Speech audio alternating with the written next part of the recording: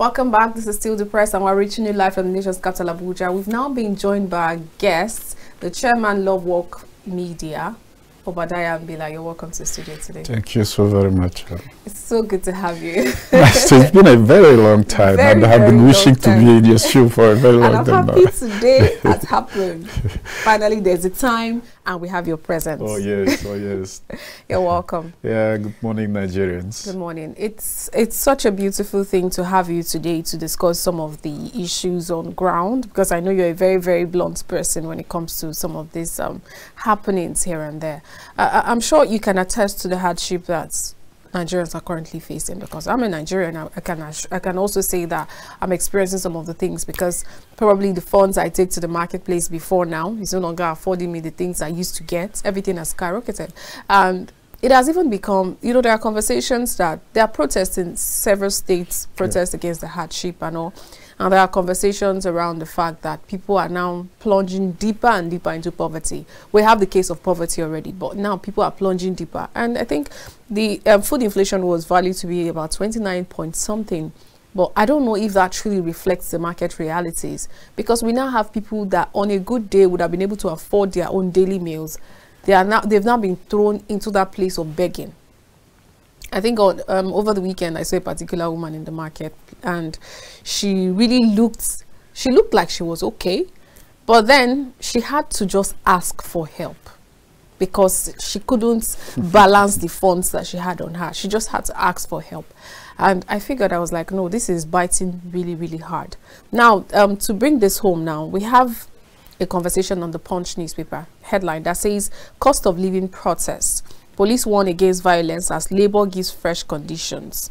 Avoid violence, police warn Labour. AFDB says hardship may lead to social unrest in Nigeria. Other papers have other things. Now on the Vanguard, it says hardship paralyzing lives nationwide. Say Nigeria in our worst times with insecurity, economy graft. Now I heard it, somebody says, okay, there's also this that says hard hunger causing serious humanitarian crisis. Somebody said if Tinubu cannot fix the economy, then all hope is lost. Let's get your thoughts on that. Yes, it's quite unfortunate that this government inherited a backlog of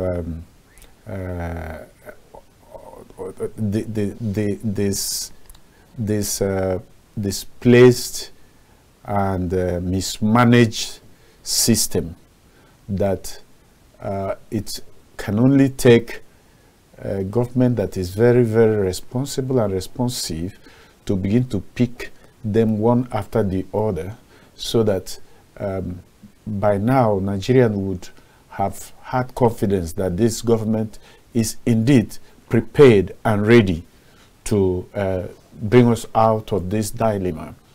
Unfortunately, the attitude of government is such that it does appear that they don't care.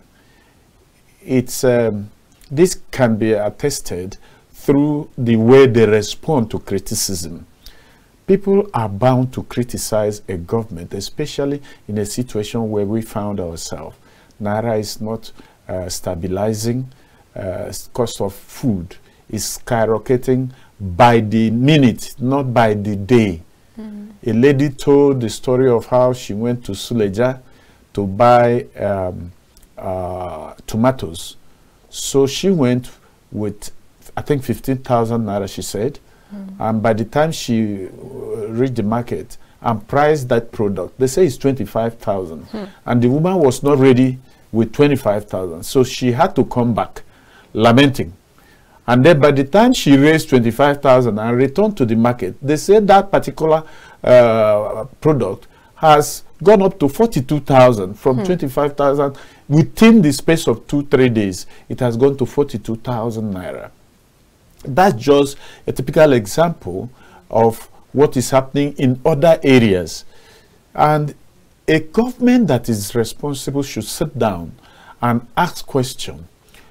What can we do at the moment to cushion the effect of this hardship, which was triggered by the removal of the fuel subsidy. This hardship has been hanging around the corner, but with the removal of the fuel subsidy, it went up. And the promise of palliative has filtered the air, yet no citizen is saying, I have received palliative. Names has been generated that should, by now, that if things are working, by now, people should be testifying that they have received certain amount. Maybe if they were expecting 5,000, they say, I didn't receive 5,000, but I have received 2. Nobody is giving this type of testimony. All we can experience is this street begging, executive begging, the one I call executive begging, because it's not just biting the downtrodden. Even the people at the middle class are also being affected, and those that are high up, because when those that are below are not eating, they worry you to the extent that you will even forfeit the one that you're supposed to use for your family. So it's affecting everybody. What really is my concern here is that we have protests. It started in Mena, it went up to Kano, and then it's getting out there. Everyone is protesting. Protesting to who? One government. What is their response? What answer are they giving to those that are protesting? The bishops have also come out to declare that the hardship is paralyzing the nation. They will not reply the people. They will not respond to this call. But I'm always surprised that when the opposition PDP comes up to repeat what the what the bishops, Catholic bishops said maybe yesterday, and they repeat it today, you see the both the party APC and government would jump up and begin to... You're very right, because there's been a lot of back and forth between APC and PDP, in fact, on almost all of the papers. So this blame game isn't going to help us. When the opposition party have come with a constructive criticism, I think the government should be courageous enough to open their mind, their heart, and say, what is the way forward? Is there anything wrong? If they can call the opposition and say, okay, you have pointed out this problem. What do you think is the solution? Because at the time where we are now, we are no longer interested in partisanship. We are interested in raising the bar for people to be happy, for people to know that this is their country, for people to know that, yes, there's no other place we are going. The government is responding to our call. Instead of them to do that, they face the criticism with such response that shows that they don't care. And this is where my worry is. Not only the Governors Forum, look at African Development Bank. They are warning Nigeria and say, look, if nothing is done, you are sitting on a case of gunpowder. Even before these other institutions and agencies. The Sultan of Sokoto, alongside his traditional rulers, about 2 weeks ago, came out to say that, look, Nigeria is sitting on a case of gunpowder. So we suppose by now that the government should have sat back and begin to call experts to sample their opinion and take the one that can work at the moment to cushion this the effect of hardship. See, you don't need a deaf man to interpret with his hand for you to know that things are getting out of hand.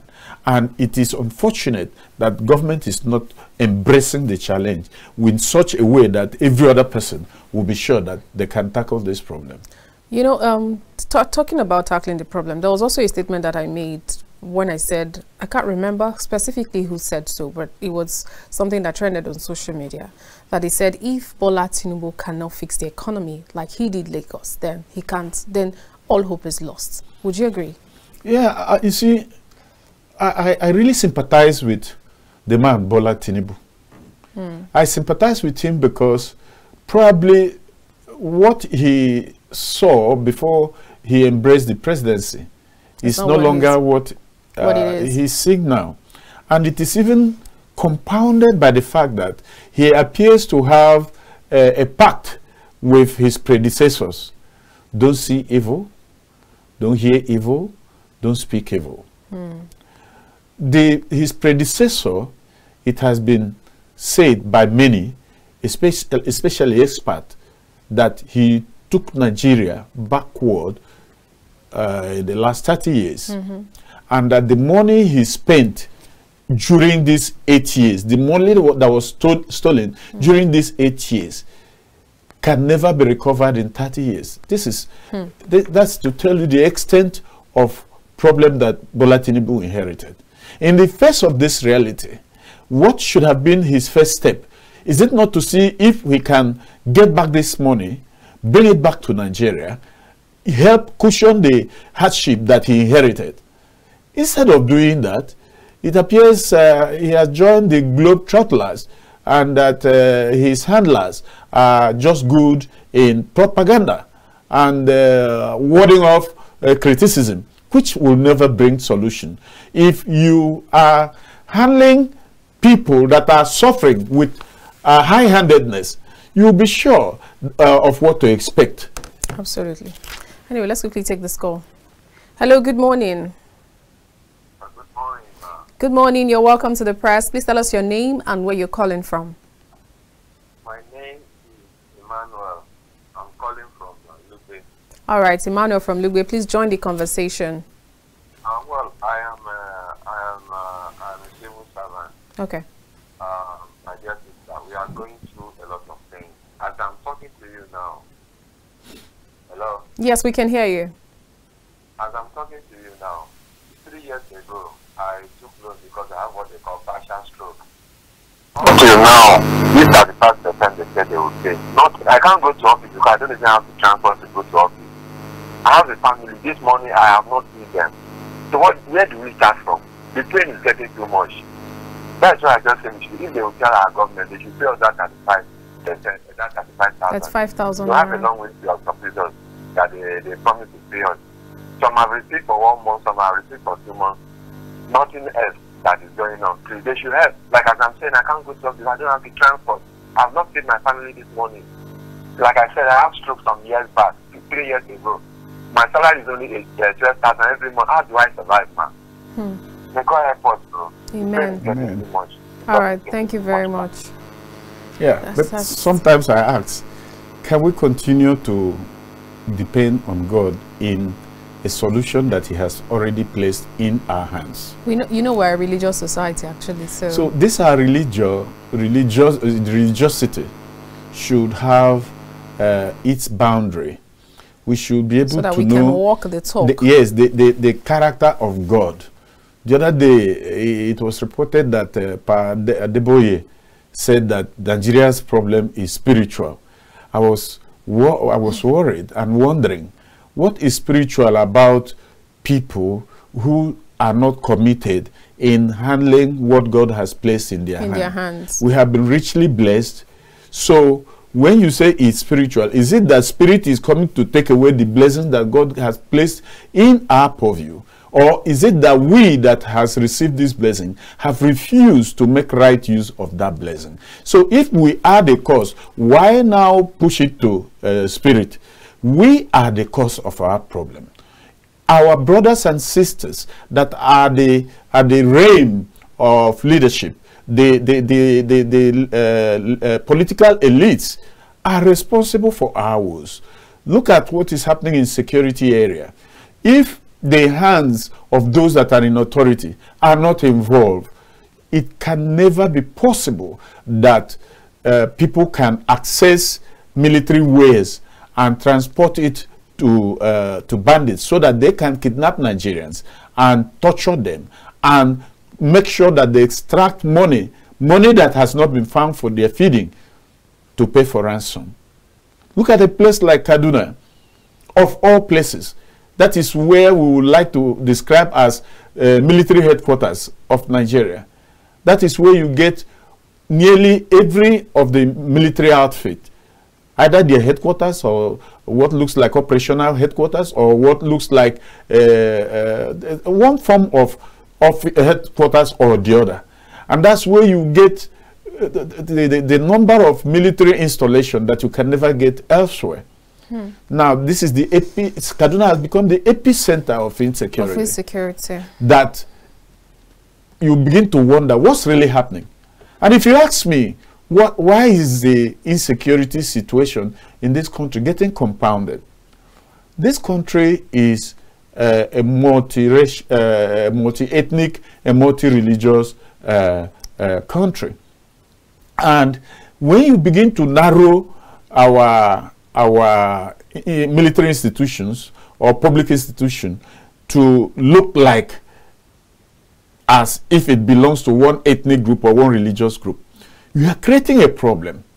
And this problem means they can conspire, because it is people of one language, one religion. They can conspire against the others.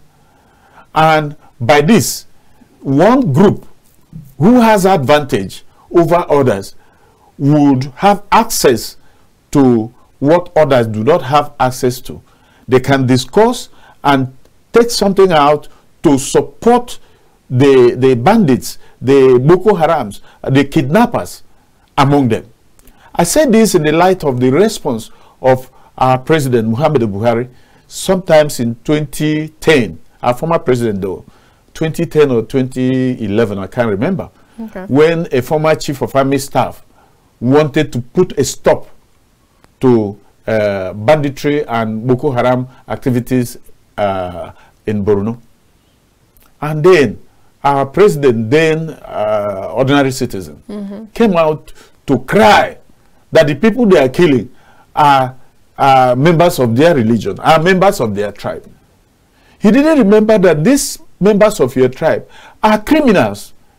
And the only language that we should speak to criminals is taking them out of the street, prosecuting them, and making sure that we put a stop to their nefarious activities. Now he was using that sentiment. By the time he came into the office, the whole area has become polarized. People were attacking their fellow human beings left, front, and back, and trace the reason for this prosperity of insecurity. You get it. You trace it to the fact that they have backings of those that are privileged elites. That is the reason why a prison in Imo State could be bombarded for 2-3 hours. Nobody came out to stop it. And up till now, nobody has been arrested in connection with that crime. So, is it how to build a country that you want to work? So when people say this is spiritual, this, I say, no, no, no, no, no, no. We are the architects of our misfortune. And we are the ones that will rise up to the occasion and say, this must stop. All right. I like that place where you've taken us to. That we are the architects of our problems, and we're the ones that would also wake up to say this must stop. Exactly. Now, talking about the insecurity that is bedeviling the nation, there are conversations and there have been calls all these years for community policing, state policing, and it's been thrown out as though the governors of the states are just going to use it for their own personal gains. And currently, again, there's been much and louder voices, even coming from the president, for state policing and community policing. Now, given this analogy you brought in and the conversation of our ex-president when he was still a citizen, talking about how he came out to cry out that the people you're killing are our kinsmen, are people from our religion and all of that. Do you see a situation where anything can be achieved with community policing if we see it in that light? Because of course people would feel like people in my community, they are my brethren, they are my kindred, so I shouldn't put them out there. Do you see a situation where community policing and even state policing can achieve anything when it comes to curbing insecurity? You know that community policing, or call it state policing, is not new with society. Before we received the policing system of the colonial masters, our people were policing themselves. We have hunters and forest guards that were there to make sure that criminals and criminalities are stopped on their track. There was a system that worked for us, those of us from the southeast, and there's also a system that worked for those that from the southwest, from the north, and so on and so forth. It was a community response to insecurity, and it worked for us.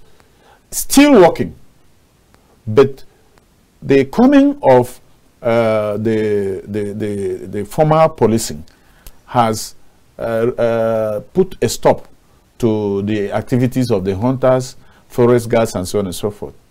Now, the idea of community policing or state policing, as it were, is to go back from the backward integration, so to speak.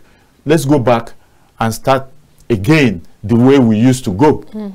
The only reason I believe that this call has not been implemented was, first of all, you know, we are a federal government that does not want federalism to work. The center overlaps the activity of the subnationals, and the consequences is that the center cannot police effectively the subnationals. There's no argument about that. So the return to the state policing will give an opportunity for the locals to wake up to the core. The fear that the subnational will use it as an instrument against political opponents, for me, is unfounded to the extent that the job that is at hand is such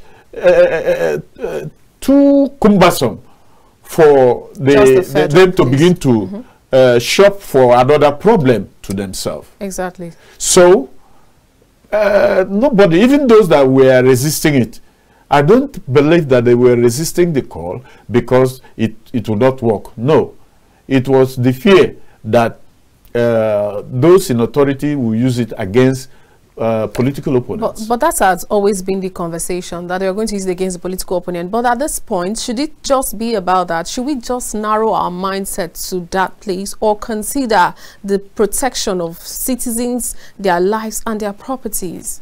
I've always said that a clear conscience fears no accusation. Absolutely. Those that are afraid that the traditional police or state police or community police will be used for inordinate ambition, go and find out. They are using our formal policing to do against their enemies, so, or their perceived enemies. So that is why they are afraid. They say in my local parlance that the man that kills is always afraid when you use a machete to pass through through his back. You know, but one who does not kill, who is not a murderer, he will not even remember that you are passing with a machete behind him.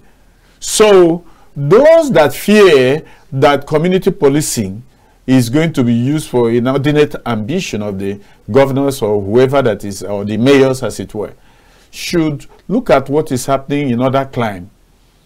In the US, we have the FBI, we have the what you call state police in different states of the United States.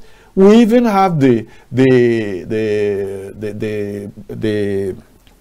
security guards that are formed at the local government level, what they call mayor, whatever.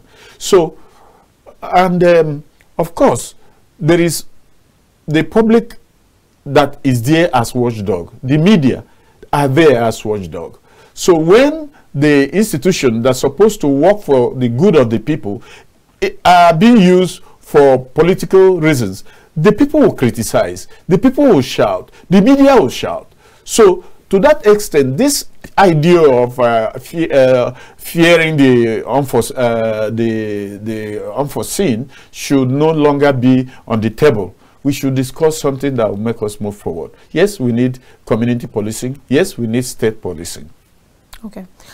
So yesterday I listened to the interview of the Kaduna State governor, Governor Obasani, and I heard him speak. He talked about how, okay, because of the attack that happened in Kaduna State, I think 5 a.m. yesterday.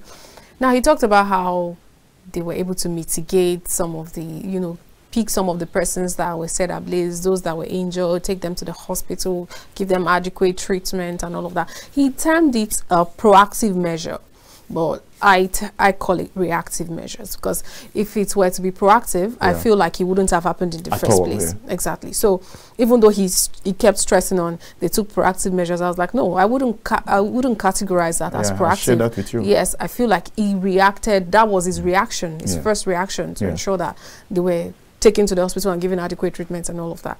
Now, part of the things he was suggesting was the fact that, you know, part of the conversation the president had was that they were going to have forest rangers and all of that to guard the forest.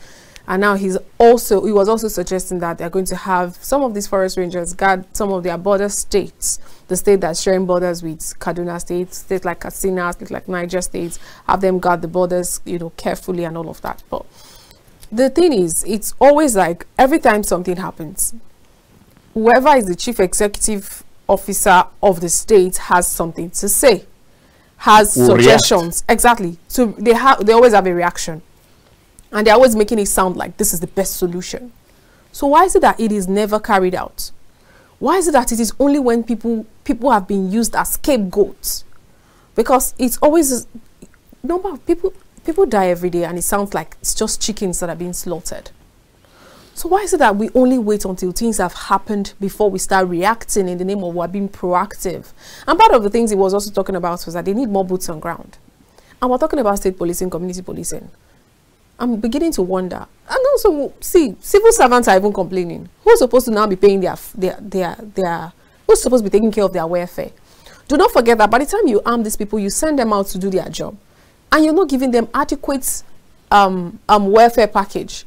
You have also made them prone to corruption, because when they can no longer take care of their own family. Okay, for instance, the man that called in that had health challenge, and after taking loan, he's now paying off his debt. He has just 12,000 naira left for the month. You promise to give a palliative of 35,000 naira every month for the next 6 months to civil servants, and he does not have access to that. He only has 12,000 naira. Do you know it's open to anything? Whatever will make him survive the next meal and take care of his family. Now, talking about those that are supposed to be the forest rangers, those that are supposed to be the state police personnel, community police personnel, those that will be recruited in, because he said, Kaduna State governor now, he said they need more boots on ground to be able to, you know, champion some of these activities. Now let's talk about how are they supposed to be taken care of? Just get your thoughts. How are they supposed to be taken care of? How are they supposed to be getting funding? All right, with all of these things on ground now. Yes, we have really expressed fear in funding of the security outfit. On my part too, I have had occasions to doubt how they are going to effectively fund the community or the state police, as it were, because presently our policemen, we have said it time and again that they are not being taken care of. No adequate welfare. Absolutely. And so on and so forth. So I'm afraid funding might be an issue.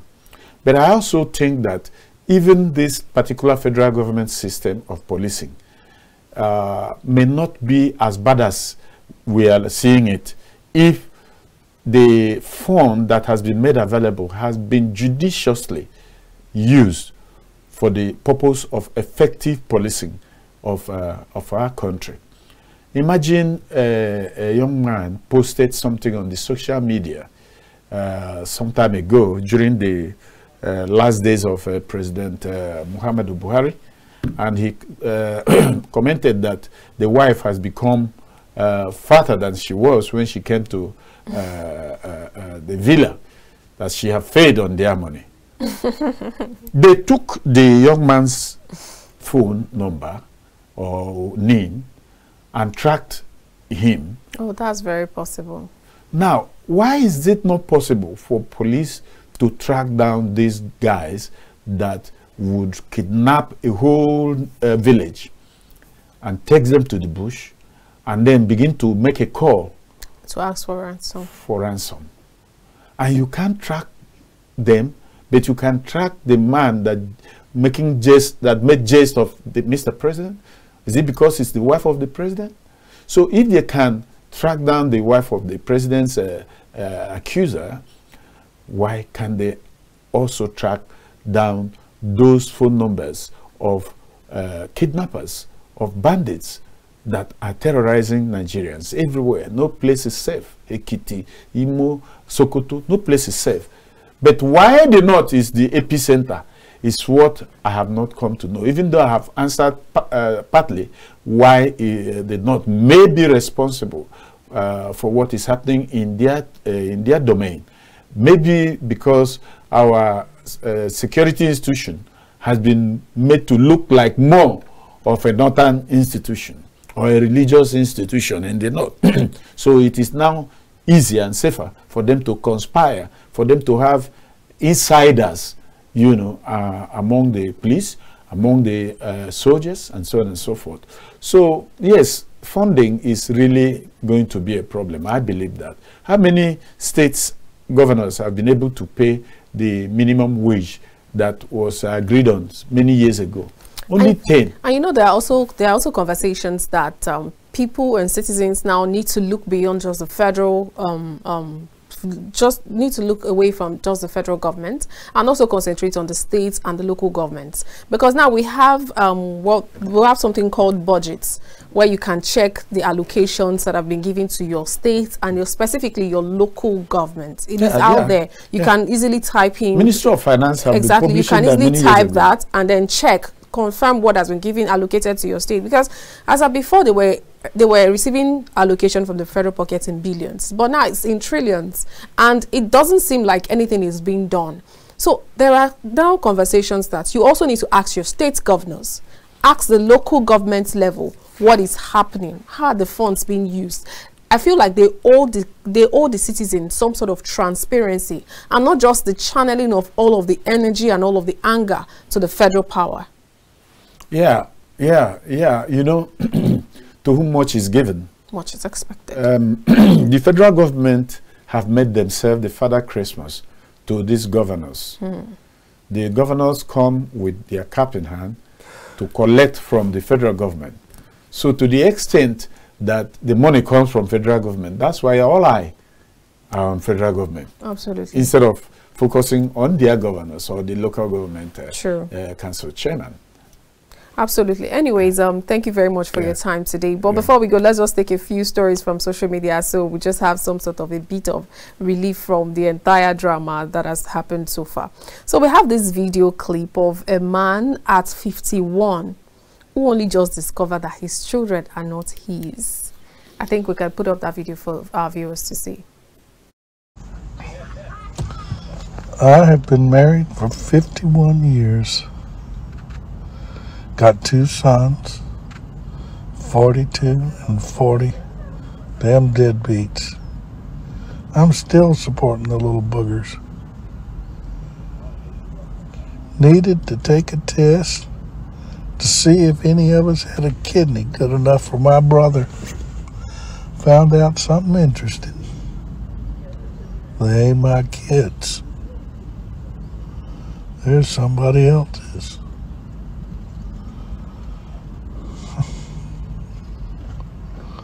Of course, the only good thing is, I know it's not my fault that those 2 idiots got dumped into this world. Hell, I thought they took after their mother. Instead, they take after the plumber or the postman or the milkman, or, yeah, they were milkmen back when they came around. I mean, God only knows.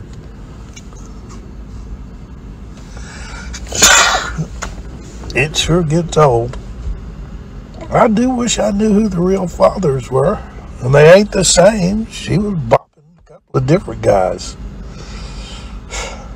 But if I could figure out who they were, I've been practicing law long enough that I pretty well figure I could sue their ass and get all my money back that I sunk into those 2 dead.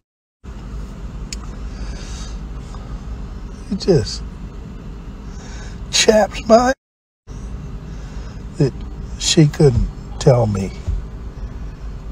I'd probably forgiven her. Maybe not. You know how it is. Yeah, boys, y'all need to go get your own paternity test. You can't tell how by looking who's the daddy unless you're looking down at the genetic level. I've been in court thousands of times, and 4 out of 5 times he ain't the daddy, he's right. Looks fun. Pretty well. See if I can't get free of that. I mean, I stayed with her for the sake of the children and the grandchildren. Now the great-grandchildren. What an what an unfortunate scenario. Well, you 51 can't believe years. that it's happening here in Nigeria, right here in our doorstep. True. A lady had once confessed to my hearing that the 4 of the husband's children, none belongs to him. Oh my God. And that he's been finding it difficult to reveal that to him. Now, look at the old man. What's he going to do by now? That means probably his first child is probably 50 or so, and oh my God. So, it's here in our domain. That's why sometimes when you raise the issue of DNA, some wives begin to have sleepless nights. Absolutely. Because they don't want it to happen. All right, thank you very much. We really appreciate your time, Chairman Lovewalk Media. It's my pleasure. Obadiah Mbila, thank you so much. It's my pleasure. Thank you so very much. All right, viewers, that's all the curtains on the press for this morning. I'll see you again later. I am Olamide Alhassan. Bye.